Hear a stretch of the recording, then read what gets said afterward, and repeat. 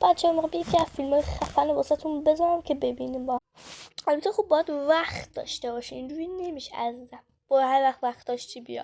ولی الان فیلمو من براتون میذارم. راست ادامه‌شو بعد براتون میذارم، ناراحت نشید. سلام علیکم، خیلی خوش اومدید به ویدیو جدید کامتالا. موضوع ویدیو از چه قراره؟ تو این ویدیو میخوایم حامله شیم.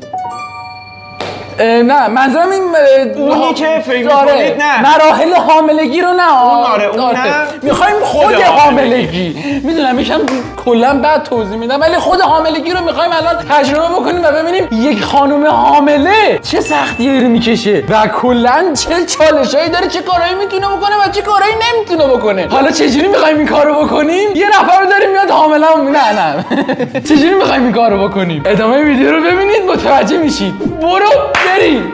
خب الان میخوایم حامله شیم. چجوری؟ با هندونه. از اونجایی که یک مادری که 7-8 ماه حامله است، اون بچه‌ای که تو شکمشه ما رفتیم تحقیق کردیم. مادرای عزیزی که دارن این ویدیو رو میبینن به ما تو کامنت بگن درست تحقیق کردیم یا نه. 2.5 تا 3 کیلو باید بچه 7-8 ماه باشه و ما رفتیم هندونه‌های 3 کیلویی گرفتیم. وزن یه بچه گرفتیم. الان ما اینو باید بچسبونیم به شکممون و حاملگی رو تجربه کنیم. این چه کاری ما داریم میکنیم؟ ولی خب حاملگی رو فکر نمی‌کردم تجربه کنم. قدر مادرها رو میدونیم اینجوری. قطعاً همین الان بار سنگینش منو گرفته واقعا. الان مثلا جلو شکمه؟ آره گذاشتم مثلا. اینجوری نذار، اینجوری بذار. من بچه‌م اینوریه. بچه من اینوریه ولی. نه دیگه یعنی چی؟ بچه اینجوری میخوابه. اینجوری.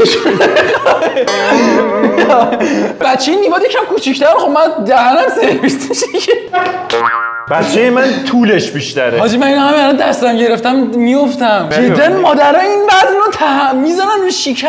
پشمام. برو بذار ببینیم چی میشه. اینوری اصلا بسته میشه، با همین اینوری بذاریم که بسته شه. نه حاجی اینجوری نذار ناموسن. خب آخه اینجوری اصلا نمیشه گذاشت. چرا میشه؟ ببین بچه تو شکم مادرش همون جوری که خودت گفتی تصور کنیم، ببین اینجوری میاد دیگه. بعد همین جوری هم میاد بیرون. بذار ببینم. نه حاجی اینجوریه باور کن. بابا اینجوری چی اینجوری میخوابی؟ خب تو شکم مامانت اینجوری که نمیخوابی. نه عزیزم ببین. آقا بچه من اینجوریه تو شکمم. نه آقا یعنی چی؟ من تو تعیین می‌کنی بچه چه شکلیه تو شکمت؟ من میدونم. اصلا حاجی این چقدر سنگینه. بچه‌مون رو ببندیم به شکممون ببینیم چه جوری میشه. چه حسی داری حامله میشی؟ قبلا تجربهش داشتم.